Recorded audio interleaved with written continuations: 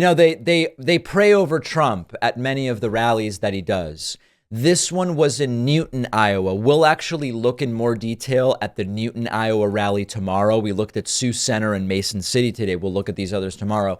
But I'm going to play for you here. Here is once again a pastor with the opening prayer at a Trump rally over the weekend. Every pastor has the same theme.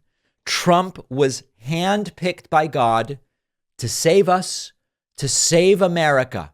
And by definition, if that's true, if you don't support Trump, you don't support God.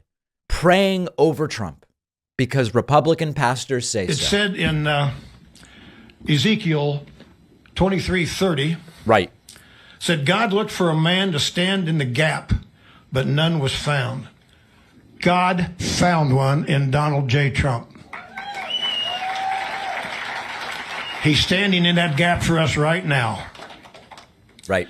Trump's in the gap, all right. That's true. So, I haven't been in front of this many people before. He's becoming overcome with emotion. And I come from a very small town. We don't have many in our church. But,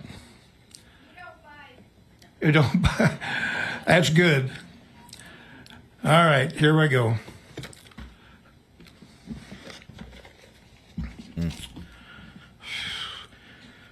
Dear Heavenly Father, I ask you, President Trump, what it takes to make this country healthy again. Yeah. I pray that you anoint him with the gift of understanding, discernment of spirits, and gift of the word of knowledge. You know, it's weird. If Trump hasn't been anointed with understanding by age 77 or however old he is, I don't know that this guy praying for it to happen is really going to do it. Now, there's a couple different things that I think are important to mention here. Obviously, there's the brazen cultish nature of this. They see Trump as selected by God, etc.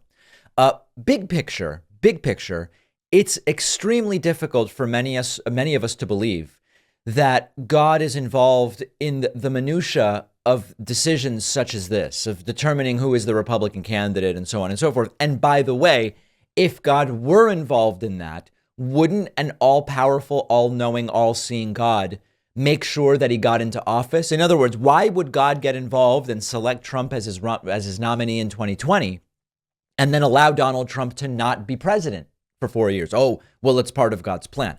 Gotcha. But more specifically, Trump is the godly one?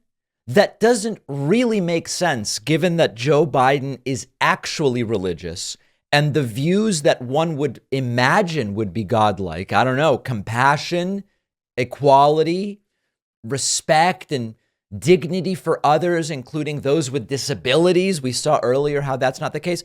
How is it that if you say, okay, God is involved in politics, God is choosing the nominees, why the hell is it Trump that he would pick, given that Trump represents the opposite of what the religious doctrine of Christianity suggests, as far as I understand it, and I don't claim to be a religious scholar.